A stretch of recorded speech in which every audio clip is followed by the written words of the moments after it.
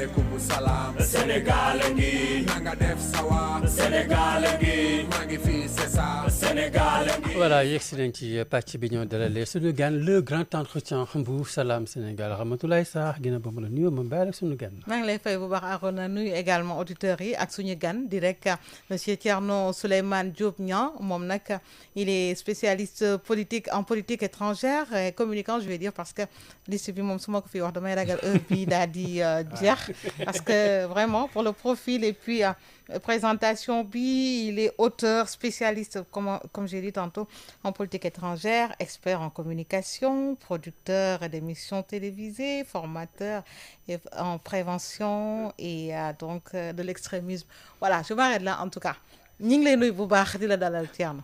merci beaucoup maa ngi sant ci invitation bi. di nuyu auditeurs yëpp c'est toujours un plaisir de revenir à la RTS. voilà plaisir partagé alors tey ñu fas yéene wax xam naa ni simili yu njëkk yi buñ ko defee wolof ci jeexantal bi ñu daal di ko ñëw ci faran-fàcc tuuti ci làkkum tubaab alors dañ lay njëkk wax ñi ngi dem tey le 31 décembre ñu dem at bi deex fin d'année la ñu nekk mais nag ñu gis ni Sénégal atum 2025 bu ñuy xool li fi jaar yëpp bëri na ci ëtt boo jël muy ëtt politique boo jëlee économie jël au niveau international jël également relation presse ak pouvoir yooyu fànn yëpp bëri na dañuy njëkk taxawoon di déjà ci wàllum yorini réew mi ak ñi nga xamante ni moo di suñu njiiti mu amoon loo xamante ni waxante woon nañ ko ak askan bi ci wàllu promesse de rupture ak ñoom seen mais ñu gis ne aussi tey jii am na loo xamante ni nag xaw na jaaxal tuuti askan wi muy rek tandem Diomaye Sonko bi nekk ci pouvoir bi te ñu ngi naan ndax ànd nañu wala ànduñu déjà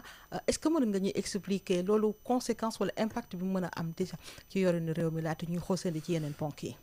mais naturellement je pense que bu fekkee ne ñi nga xam ne dañuy jiite réew mi dañu am benn direction boo xam ne leerul ci boppu sénégalais yi dina am ay conséquences dina am ay impact parce que citoyens sénégalais yi dañu bëgg une visibilité wala une lisibilité sur l'avenir et loolu pour man direction boobu d'abord c'est bon tuddee nga tandem am na ñu naan tandem am na ñu naan duo bon aujourd'hui am na ñu naan duel tout ça en tout cas xamuñu réellement nan la demee mais c'est sûr que après 20 mois ou en tout cas bientôt 2 ans dëkk bi am na des problèmes qui existent bëggoon nañu gis benn situation beaucoup plus améliorée eu égard contexte bi ak configuration bi nga xam ne moom le président de la République ni ñu ko élire c'est un président de la République qui a été très bien élu au premier tour par une dynamique et je pense que loolu c'est important parce que ça a suscité beaucoup d'espoir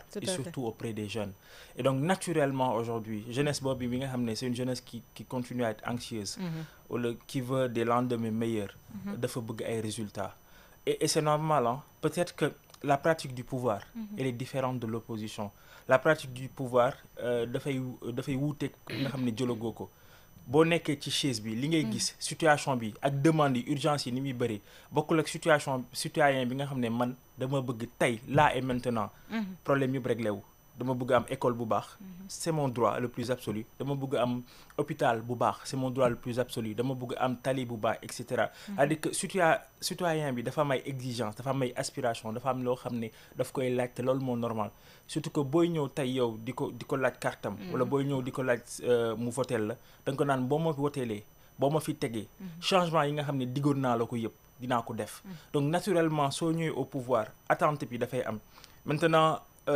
leneen li aussi mooy pour man pouvoir bi dafa ñëw ci benn contexte bu compliqué benn crise boo xam ne du Sénégal rek crise bi dal àdduna bi yëpp la dañu jóge ci benn période bu complexe Covid après aussi il y a une configuration internationale boo xam ne ça ne nous aide pas beaucoup et malheureusement ñun Sénégal et plupart dëkk africains yi on n'a pas des économies fortes endogénéisées c'est-à-dire que xam nga économie li koy téye li koy mooy ci biir boo amee une capacité de production boo amee ay industrie bu fekkee ne da ngay defar richesse bu bëri loolu amuñu ko bu bëri suñu réew malheureusement on n'a pas des industries fortes qui sont capables de porter nos économies créer de la richesse et après distribution bi ñëw donc loolu noonu soo ko amul sa marge de manœuvre dafay métti marge de manœuvre c'est beaucoup revenu ces 20 mois-là parce que on a benn bras de fer bu métti avec des institutions internationales en tête desquelles mun nañu wax FMI donc situation yu compliquées yooyu noonu yëpp à l'intérieur comme à l'extérieur fait que normalement naturellement gouvernance bi dafay métti et ajouter à cela mooy loolu ñuy wax aujourd'hui on a l'impression que on a un bicéphalisme à la tête du pouvoir de l'exécutif du pouvoir et que du samay wax premier ministre bi moo ne am na ay gis-gis yu waroo man diggante mag président bi mais dañuy continuer di diriger état mais est-ce que loolu dina dem ba fan point d'interrogation parce que nag dëgg bi mooy njiitu réew mi bu amee vision keneen ku nekk ci wetam da nga war a aligné ci vision boobu noonu alors keneen ku nekk da nga war a aligné wu ñu gis ne également pour ñenn ñi ou bien su fekkee ay observateurs également la ñu de la scène politique li ñuy gis moo di ku ci nekk yaa ngi fexe ba li nga xamante ni moo di say ressenti nga tege ko de côté pour la bonne marche du pouvoir pour la bonne marche donc je dirais pour l'intérêt des Sénégalais gis nañu ci noonu yaa ngi koy aborder léegi sur le plan économique où le premier ministre lancé fi également presse bi du plan de redressement économique et social mu di loo xamante ni aussi c'est pour un peu gën a defar suñu koom suñu finance ndax dañu gis ni jafe-jafe ñoom ci li ñu hérité également ci régime précédent bi metti na Sénégalais yi ñu ngi koy sentir bu baax conjoncture bi difficile na aujourd'hui est-ce qu'on peut s'attendre à des lendemains meilleurs en 2026 par exemple sur ce point? Je le souhaite fondamentalement dañu war a am ay lendemains meilleurs parce que pouvoir bii fi nekk dañuy ñaan ñu bañ a échouer parce que c'est catastrophique. Maintenant, au-delà du souhait, bu ñu ñëwee ci véritablement une stratégie claire. Pour moi, il faudrait aussi une véritable lisibilité entre presse, agenda 2050 ak len. Il faut mu am une direction claire maintenant. C'est le moment ñu harmoniser les stratégies. Est-ce que dañuy dem ci plan bi premier ministre déroulé wala est-ce que dañuy nekk ci sous le sillage de l'agenda 2050 porté par la vision du président. Mooy li may wax tout souvent dafa am une direction claire boo xam ne dañ ko war a dérouler. Celui qui est aux affaires aujourd'hui s'appelle Bassirou Diomaye Diakhar Faye. Am na benn agenda bu mu déterminé et donc ñëpp dañu war a graviter autour de cet agenda renforcer ko bien sûr déterminer les stratégies, la tactique nu mu mun a demee nu mu war a demee et cetera mais mënuñu am plusieurs sons de cloche tey ñu wax agenda suba ñu ne presse après ñu wax beneen kii dafay compliqué aujourd'hui xam ñu réellement fan lañ jëm quelle est la direction à prendre pour aller véritablement vers horizon 2050 bi ñu wax les citoyens sénégalais dañu soxla loolu noonu ça c'est la première chose. Autre chose aussi comme je dis il faudrait véritablement que ñu xam tey ndax dañuy dem dans une dynamique de résilience parce que on a dañuy wax beaucoup endogénéisé léegi est-ce que ñun sénégalais yi ak nos gouvernants ak nos leaders nous sommes prêts à faire les sacrifices qu'il faut?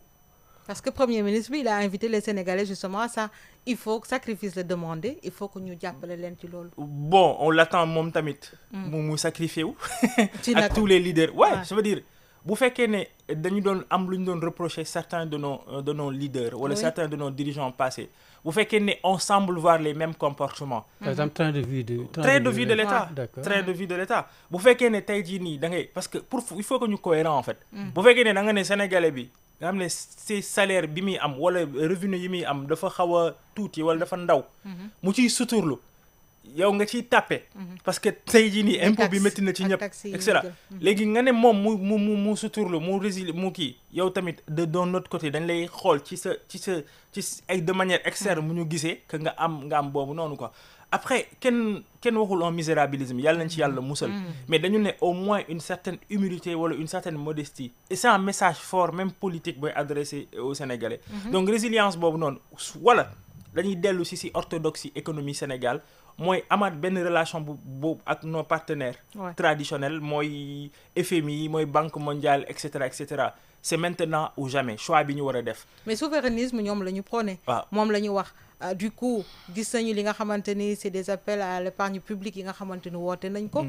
gis ne aussi ci côté boobu on va dire dernier chiffre yi nga xamante ni sax le ministère du budget et des finances yëkkati na ko moo di ñi ngi ci pente boo xamante ni c'est une bonne pente on va dire ascendante parce que tey jii bu fekkee ñi ngi doon wax koom bu xaw a nërmeelu tey jii am nañu mën nañu ne ndëgër laay boo xamante ni war nañ ci mën a sukkandiku bu baax. principe bi baax na de. fii ñun ñëpp dañu bëgg am des états souverains.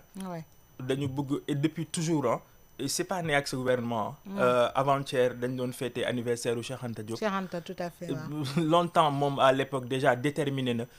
La souveraineté mooy la voie inaliénable bi nga xam ne dañ ko war a am. Et nous avons les moyens de cette souveraineté-là. Ok. Maintenant ça c'est le principe wala c'est le slogan. Maintenant dans les faits. Est-ce que ñun aujourd'hui li ma doon wax ci début bi am nañu des industries wala des entreprises fortes capables de porter notre économie. Ok. Non c'est pas encore le cas. Gis nañ ne par exemple que secteur privé bi ba léegi dafa nërmelu. Amuñu sax même un secteur privé fort.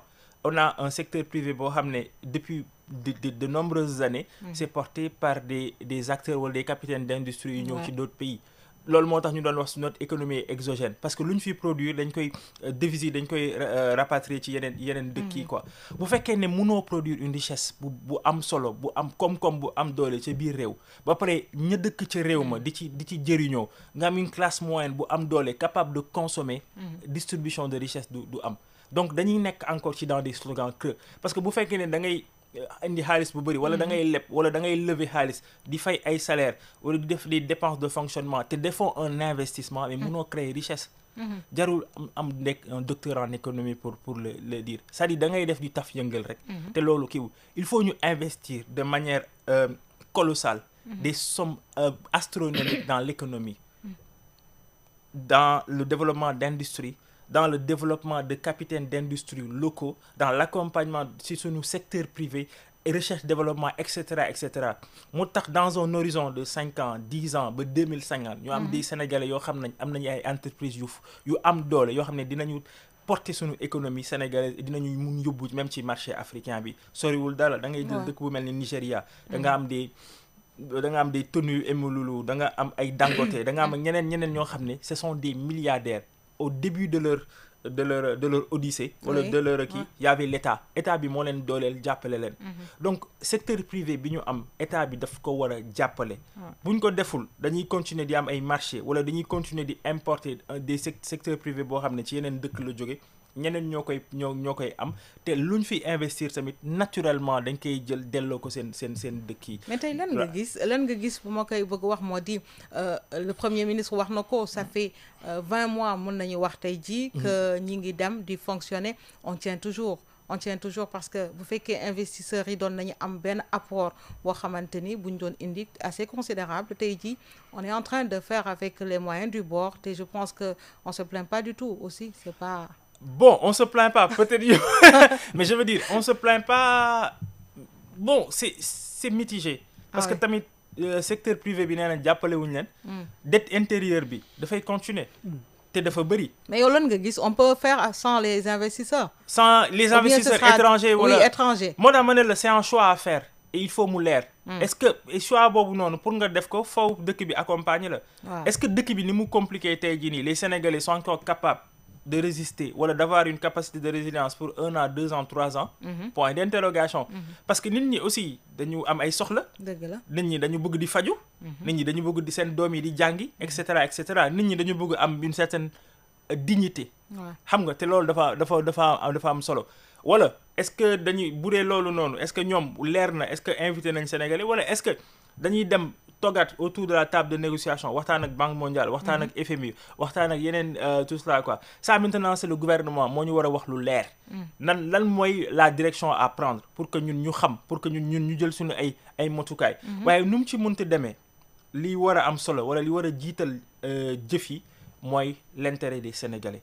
nan la Sénégalais bi bu juddoo bu yeewoo suba ba ngoon nekk ci jàmm nekk ci sutura nekk ci teraanga bi nga xam ne du am benn problème parce que tamit on va vers 2 ans de gouvernance léegi nag jot na par exemple que ñu xam clairement fan la ñu jëm jot nañu xam clairement que lan mooy direction bi jot na Sénégalais yi ne kon léegi ñoom fii nii lañu pouvoir bi bëggoon yóbbu en fait. mais est-ce que gisuñu ne pouvoir bi aussi ñi ngi ci li nga xamante ni moo di promesse yu ñu waxoon peuple bi moo di jàppale leen ci condition de vie yi. gis nañu tey jii ñi ngi xaar am na yenn wàññite yoo xamante ne amal nañ ko naam bu fekkee ne bëriwul mais ba tey dinañ ko xaw a sentir tuuti mu amaat leneen loo xamante ne annoncé nañ ko en 2026 muy baisse de l'électricité nga xamante ni lu am solo la en janvier 2026 loolu également dina am solo torop pour population bi. Alors pour man effort bu munti gouvernement bi munti def pour les populations c'est une bonne chose. dañ koy encourager mais aussi ci loolu la ñuy xaar j'ai l'habitude de dire bon menuisier kenn du ko féliciter ci tabax ci defar banc loolu mooy li nga xam ne c'est moo normal dañuy xaar gouvernement bi mu def loolu noonu en fait que mu def parce que xam nga at the end of the day damay faral di wax ne président Bassirou Diomaye Diakhar Faye en 2029 moom mooy présenter bilan moom mooy taxaw ci wetu Sénégalais yi te pour man c'est pas du tout normal et ñaanuma ko yàlla président bu jeune bu mel ni moom mu taxaw ci wetu Sénégalais yi te du am un bilan warul nekk devant aux yeux des Sénégalais comme un président boo xam ne dafa ñëw rek c'est un président de parenthèse wala de transition c'est pas du tout normal c'est-à-dire que c'est quelqu'un boo xam ne war na mun a am un bilan war na mun a teg ne lii laa def en 5 ans ba ngeen ma élire tey ñëw naa devant yéen pour lii laa fi def fii laa yóbbu jëlee Sénégal fii laa ko indi et cetera loolu lañ koy ñaanal pour man te loolu noonu la ñu war a def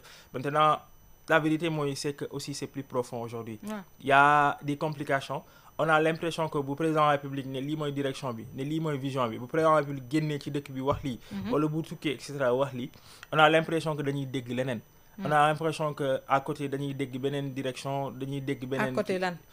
On a l'impression parfois que son premier ministre n'est pas aligné forcément à la vision du président. Donc loolu c'est un problème déjà. Mais ça c'est le véritable problème aujourd'hui. Il faut résoudre ça avant 2026 mais on est à l'aube de 2026. Mais absolument espérons que dinañ ko résoudre c'est-à-dire que le premier ministre je pense que mooy petite nuance wala erreur bi mu def la dernière fois. ba muy wax ne liggéeyuma ngir président de la République damay liggéey pour Sénégal c'est bien liggéey pour Sénégal mais pour nga liggéey pour Sénégal dafa am décret bu président de la République signé pour teg la fi donc on parle véritablement de l'État de l'institution on parle pas des personnes parce que Sénégal moo ëpp solo nit ñi les hommes et les régimes passent le Sénégal demeure l'État demeure et dans ce Sénégal là que nous avons tey jii nii ki koy jiite Bassirou Diomaye Diakhar Faye la tudd moom yor vision bi moom mooy présenter un bilan 2029 inchallah et képp kuy liggéey à côté de moom da nga ko war a dooleel ci loolu. alors bu ñu xoolee Sénégal ci niveau national au niveau international tey jii dañ ci wax bëggoon naa ñu dugg ci relation presse pouvoir xëy na bu ñu ko temps bi maye mais bu ñu xool Sénégal au niveau international tey ban image la ñuy am ndax on connaissait un Sénégal boo xamante ne au niveau international da doon briller ci tous les plans. mais tey jii lan la ñu mën a wax ndax la dernière bi nga xamante ni moom moo fi xaw mooy cette passe d'armes entre l'ambassadrice Prince de la France et puis suñu ministre de la justice je dirais pas de la justice bon de la justice c'est bien ça Yacine Fall yooyu nan lañ ko mën a analyser sur le plan international qu'est-ce que ça fait bon man damay wax benn affaire d'abord man je suis sénégalais patriote à 100% su état bi jógee je suis d'abord avec mon état pour man c'était un peu maladroit sortie bu ambassadrice su France bi surtout fii nii quoi il faut que qu'on soit très clair en droit les États sont souverains les États sont égaux quel que soit Vatican ak États-Unis ñoo yem ci droit international loolu mooy la première chose autre chose que je veux dire aujourd'hui pour man le Sénégal est de retour quand je dis le Sénégal est de retour tey dañu am chance diplomatie sénégalaise ki koy diriger depuis quelque temps nekk benn nit bu expérimenté boo xam ne il a blanchi sous le harnais diplomatique xam nga comprendre na les rouages comprendre na créneaux yi parce que yàgg na ci la dernière li koy firnde mooy am Sénégal mooy dirigé pour la première fois la commission de la CEDEAO ñuy xaar am kenn bu ko diriger loolu c'est une très belle victoire ak yeneen yoo xam ne Sénégal mu ngi koy commencer waat am te mu am solo damay faral di wax ne diplomatie style la du ma critiquer forcément madame Yacine Fall bi ko doon diriger peut-être que dafa amoon style am dafa am nu mu ko xamee nu mu jàppee woon diplomatie mais tey jii nii ki nekk ministre des Affaires étrangères c'est un diplomate de carrière te loolu am na solo leneen li mooy man j'ai tout le temps dit dès le départ que président de la République bi nga xam ne moom mooy déterminer la diplomatie aussi il faut que mu leer dañu am président boo xam ne moom il a une virginité diplomatique comme j'ai l'habitude de dire parce que ba muy ñëw au pouvoir problème yi mu fi fekkoon du moom moo ko indi donc chance la woon mu ñëw dellu si et aussi mu am benn image boo xam ne surtout sur le créneau ouest africain ak problème yi am ci yenn pays discontinuité institutionnelle quoi qu'on puisse dire moi ce que j'appelle les régimes kaki ñoom ñoo fa nekk ay militaires ñoom ñooy diriger donc ñooñu noonu tey jii nii amoon nañu benn respect ci président de la République bi fi nekk tey jii nii donc moom dafa war a jouer un rôle au sein de la CEDEAO mais aussi au sein de la région ouest africaine pour pacifier la zone pour que ñu war a waxtaanaat pour que le fil du dialogue ne soit jamais rompu parce que loolu mooy le rôle historique du Sénégal sur tous les théâtres internationaux Sénégal daf ci am taxawaay donte nekkul dëkk boo xam ne en termes d'économie on pèse lourd hein Oui. mais en termes de diplomatie on a benn poids bu ñuy kii nit ñi dinañu déglu nit ñi dinañu xaar ñu waxtaan ñu wax suñu kàddu dinañ ko déglu te loolu tamit li ko waral mooy on a une tradition diplomatique on a de bons diplomates de Senghor à aujourd'hui Bassirou Diomaye Diakhar Faye on a des diplomates chevronnés yu am xam-xam ñu mun waxtaan et yu mun représenter dëkk bi en fait. Oui.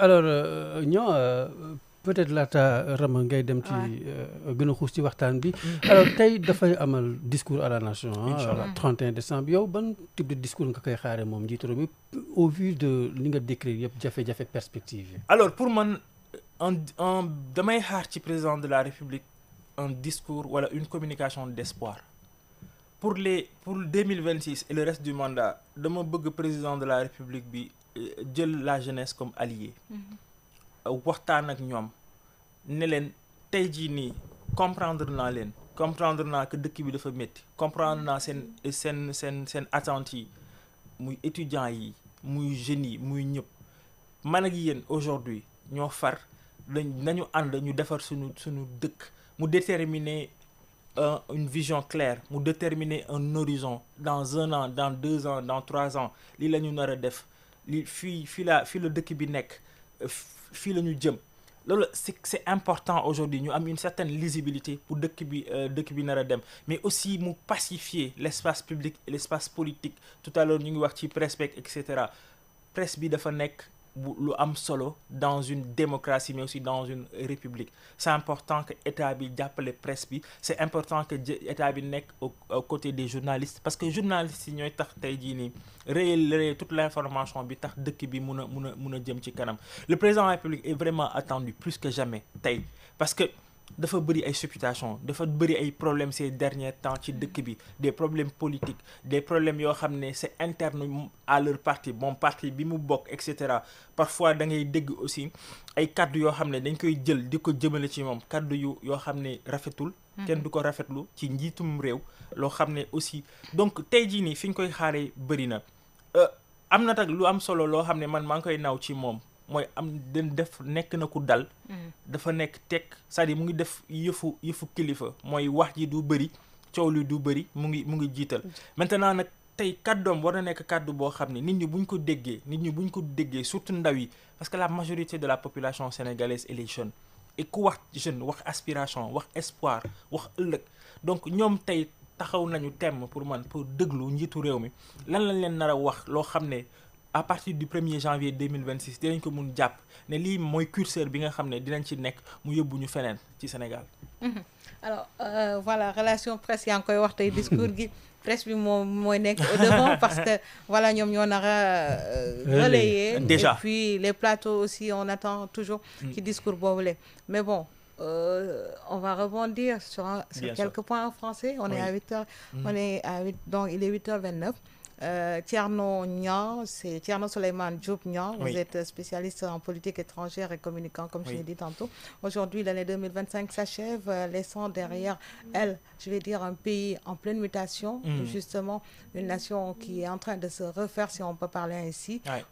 Comment est-ce qu'on peut, aujourd'hui, comment, d'après vous, pourrait-on aborder 2026 quand on sait déjà qu'il y a un petit problème, si on peut l'appeler aussi ainsi, entre le président de la République et son Premier ministre. On voit les relations qu'il y a entre eux. Est-ce que c'est quelque chose qui peut, au fil du temps ou bien au début de l'année 2026, s'améliorer pour le bien-être des populations? Écoutez, moi j'espère et je souhaite que cette relation s'améliore. Parce que cette relation, aujourd'hui, si elle ne s'améliore pas, ce sont les populations qui vont en pâtir ou bien en subir les conséquences.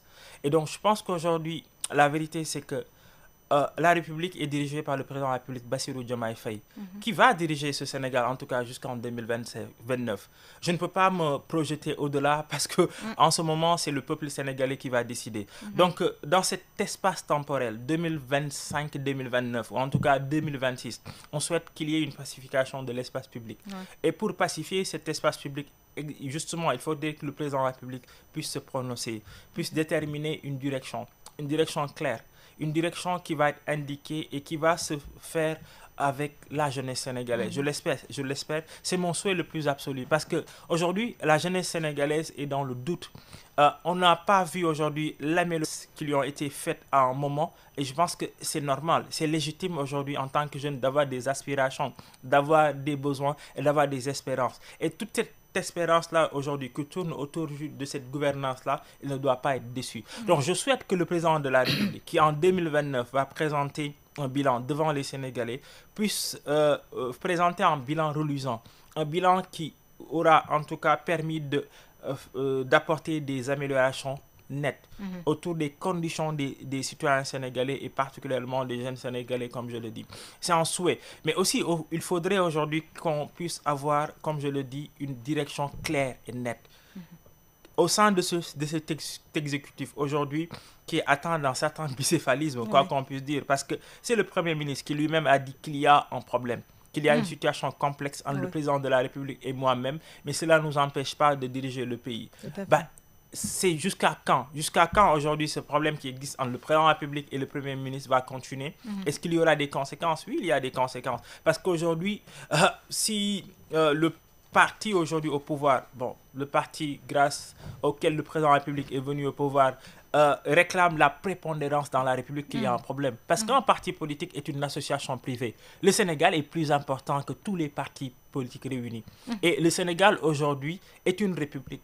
Le Sénégal aujourd'hui est une république dirigée par un homme. Je pense que cet homme aujourd'hui doit se mettre au-dessus de la mêlée. Il l'a fait au début en démissionnant de ses postes de responsabilité au sein du parti politique. Je pense qu'il doit continuer dans cette dynamique-là, être dans un élan de réconciliation, dans un élan de construction, dans un élan collectif au service de tous les Sénégalais. Nous avons besoin de cela. Nous avons besoin que 2026 soit l'amorce d'un véritable changement économique, politique, social, etc. Nous avons besoin que 2026 soit un temps fort pour l'amélioration des conditions de vie des Sénégalais dans tous les domaines. Dans le système éducatif, malheureusement, on voit encore des étudiants manifester en 2025. Il faut dépasser ça là. Dans le système, nous voulons un système sanitaire performant. Nous voulons dépasser ces choses-là. Des femmes qui accouchent sur des charrettes en 2026, ce n'est pas du tout normal. C'est inacceptable. Des problèmes dans des hôpitaux. Nous avons aujourd'hui, malheureusement, encore dans des contrées très lointaines du Sénégal, des conditions qui sont malheureuses, qui sont effroyables pour des concitoyens. Je pense qu'il faut changer cela. Il faut se concentrer sur l'essentiel. Il faut arrêter de penser que c'est la politique qui doit tout déterminer, en fait. C'est le Sénégal le plus important. Et vous l'avez dit tantôt, je pense aujourd'hui, on est en train de vivre une situation assez difficile sur le plan économique. Et il faut dire c'est au niveau mondial même. Et les autorités, nos nouvelles autorités, il faut également saluer qu'on a de jeunes autorités aujourd'hui qui font des pieds et des mains pour justement sortir le Sénégal de ce carcan-là. Qu'est-ce qu'il faudrait réellement faire encore comme acte, d'autant plus que le Premier ministre a lancé son plan de redressement économique et social pour venir à... C'est déjà, pour moi, il faut, je le disais à l'entame de mes propos, il faudrait qu'on sache quelle est la direction claire. Est-ce que c'est le sillage, est-ce qu'on va glisser sous le sillage de l'agenda 2050 ou ce sera le plan de redressement économique? Ou est-ce qu'il faudra aujourd'hui qu'on nous dise quel est le plan, ou en tout cas, quelle est la stratégie sous laquelle le Sénégal sera gouverné pour les prochaines années? Ça, c'est la première chose.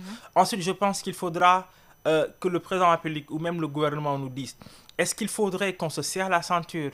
Est-ce qu'il faudrait qu'on soit dans une dynamique de résilience pour les prochaines années?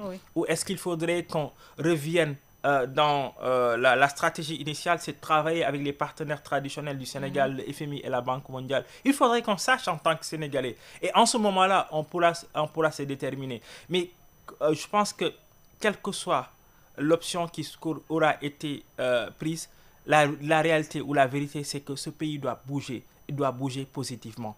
Il faut que ce pays change. Il faut que le Sénégal puisse être à un autre niveau. Nous en avons les moyens, nous avons le potentiel. Aujourd'hui, le Sénégal est un pays producteur de ressources naturelles. Ces ressources naturelles doivent être exploitées, bien exploitées au service de l'épanouissement des Sénégalais et de sa jeunesse. Et vos attentes par rapport au discours du chef de l'État de ce soir? Alors, comme je dis, moi j'attends un discours d'espoir, un discours de réconciliation, mais un discours aussi qui permet aux Sénégalais de savoir qu'à partir du 1er janvier 2026, il y a une amorce de changement. Nous allons bifurquer vers un nouveau Sénégal, un Sénégal positif, un Sénégal reluisant, un Sénégal qui va véritablement... Juste et prospère. Effectivement, et il le faut. Comme il le disait. Mais je pense que nous devons être à la hauteur de cette prospérité-là. Nous avons les moyens de le faire. Pourquoi nous devons vivre dans le misérabilisme? Pourquoi nous devons être tout le temps dans une anxiété permanente? Je pense qu'il faut dépasser cela. Il faut avoir de l'ambition. Le Sénégal a les moyens de cette ambition-là. L'Afrique a les moyens de cette ambition. Est-ce qu'on va éternellement tendre la main, éternellement être dans la victimisation, éternellement être dans une anxiété, comme je disais? Je pense que c'est le moment de rompre avec ça. Et je pense qu'il incombe au président de la République de savoir qu'en 2029, je le dirai, quand il va présenter le bilan, que ça soit un bilan reluisant. Merci beaucoup, Thierno Souleymane Diop, qui, je rappelle, est spécialiste en politique étrangère et communicant. Salam Sénégal vous remercie. Merci beaucoup. Ça a été un plaisir d'être là et je souhaite vraiment à vos auditeurs, à vous-même et à tout le Sénégal, une année 2026 prospère. Bonne année à vous et à tous nos auditeurs. Merci jërëjëf Ramatoulaye. Alors li ñu waxtaanee mën ci réagir incha allah naa dellu si suba ci biir Salam Sénégal. Salam alaikum. Sénégal ngi. Maaleykum salaam. Sénégal ngi. Nanga def sawa. Sénégal ngi. maa ngi fii c'est ça. Sénégal ngi.